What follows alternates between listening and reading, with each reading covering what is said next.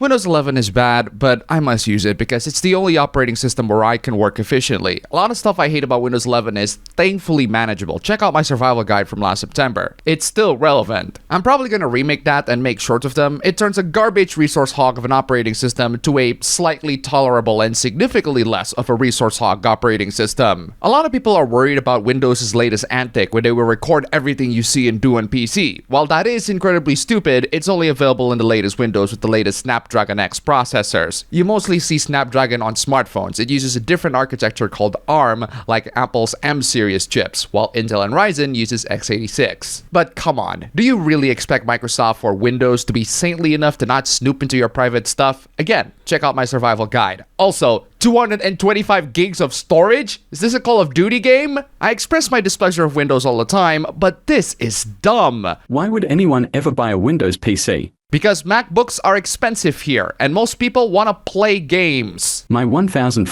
MacBook Pro is 10x more reliable than the multiple $3,000 plus PCs I've bought. Good for you. I tried a MacBook and it's not my thing. Every PC I've owned has broke within 2 years. What? How can every PC you own break within 2 years? What did you use your PC for? Barbecues? You can game just fine on Mac now. No, you can't. Most games from Windows do not work on Mac. Mac is catching up quickly on the gaming front. A lot more games compatible with both. In 5 years they'll be equal. Wow, Mac is so great at gaming that we have to wait a couple years before it's really good. Believe me guys, Mac is good. Just wait a couple years. That or just buy a PC. Windows 11 sucks, but at least it's manageable, suck. Again, check out my survival guide. And there's more stupidity coming your way. But before we get to all those, I just want to say huge thanks to all these wonderful sponsors. You're all fantastic. If you want to see your names among these legends, then check out the links down below. Just $1 and you have supported this channel immensely. Seriously, thank you so much. And now, let's get into the next hoopla involving Microsoft. This is just a horrendous take all around. Microsoft Xbox buying Valve for $16 billion would be great for gaming, no matter if you like it or not.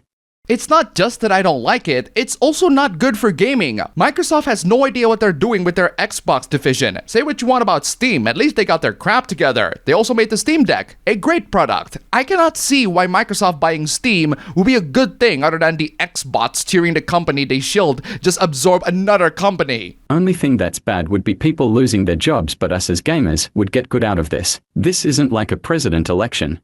Ah, yes. Screw you people who had jobs. Even if I'm an unsympathetic bastard that doesn't care about people's jobs, I still don't get what would gamers get good out of this. Yeah, it's not like the presidential election, but what is it like then? Why is it good for gamers? Yeah, Microsoft and Xbox have no idea what they're doing, but at least Xbox fanboys are not as annoying as the PlayStation fanboys. This is a dumb meme. PC is better than PS5, but is your PC better than a PS5? Yes, actually, it's better than a PS5. I can play a bunch of old games that I really want to play, like Fallout 3 and New Vegas. These are games that are not available on a PS4 and above, but they're available on PC. I can also play many other old games that are not on the PC with the use of emulators. I can also do my work on my PC and do other stuff that's fun on the PC. So yeah, my PC is better than a PS5 in every way. Oh, you mean hardware-wise? Yeah, I don't care about powerful hardware. I still play games at 1080p. I even deliberately kept them at 30 FPS so that the fans don't scream too loud, and my PC keeps chilling. I'd rather play games on an old Lenovo ThinkPad than games on a PS5. The games on Windows are better. They're just a lot more fun to play. Sorry, ponies. Another thing that fanboys have a lot is delusions. This person is living on another planet. No controversies, no bad business practices. Love and respect their fans. The real big two. Yeah, these are all wrong on so many levels. These two have been involved in so many controversies that even the Wikipedia pages got some. Look it up. What makes you think that these two companies aren't involved in any controversies? What makes you think that they don't have bad business practices or that they love or respect their fans? The OP then points out Nvidia and CDPR. Again, both these have been in huge controversies. Nvidia got into controversies every year. You can consult Gamers Nexus and many PC tech reviewers about that. As for CDPR, Cyberpunk 2077, do I really need to say more? Okay, I do. I replayed the game again a while back with the Phantom Liberty DLC. I still think the game is phenomenal, but it doesn't dismiss the fact that I played the game on release and my car kept trying to destroy itself.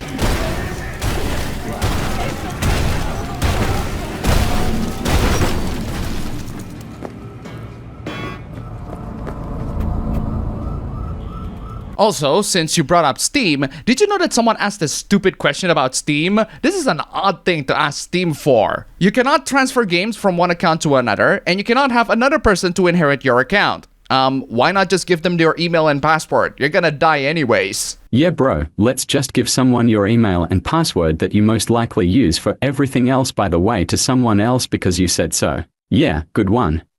The person who owned the account is dead, so no one will be using the account anymore, other than the person who inherits the account. Again, just give the login credentials as a will. It's not something that Steam has to step into. That said, I do want the ability to give games to other accounts, but I guess that would lead to people reselling their games. It leads to users just exploiting the system and making a profit out of it. Granted, a lot of key resellers do that all the time, but still. Yeah, Steam isn't without its hooplas or faults, so let's get back to PlayStation fanboys. Talk about taking other people's credits. A whole new wave of PC players are getting their minds blown by a PS4 game. I'm sorry, but are you taking down Ghost of Tsushima for being a PS4 game? Why are you dissing PC gamers for being impressed by a PS4 game? The leap between PS4 and PS5 isn't that huge. Yes, the PS5 has the better performance, but most games don't have a huge graphical leap from one to another. Ghost of Tsushima opening sure leaves a strong first impression. This is PlayStation. Yeah, way to attribute Sucker Punch's hard work to PlayStation. I'm not sure why you did all that. Many divisive comments. Yeah, you hit a bunch of those comments. What's that all about? PC Master Race, some separating PlayStation Studios from Sucker Punch as co-developers. Yeah, because it's mostly Sucker Punch, not PlayStation. This is PlayStation means Sony first-party seal of quality. Again, way to discredit what Sucker Punch did. Also, Sucker Punch, Ghost of Tsushima is great and all, but can we have any of the infamous games on PC? Please? Don't worry, we have plenty more dumb console peasants. This console peasant is an idiot. Help me understand how this is considered good for an install base with over 1 billion gaming PCs. Over 1 billion gaming PCs? Oh, here's a source. There's an estimated 1.86 billion PC gamers worldwide in 2024. First off, not all those billion PC gamers play on Steam or even have Steam installed on their system. If you want a more accurate estimate, look at Steam's own chart. Second, not all those PCs can run Ghost of Tsushima. And third, not everyone who owns Steam plays Ghost of Tsushima. 17,000 in-game is very good considering it's an old game and it's not available in a lot of countries. There's more than Steam globally, you freaking gump.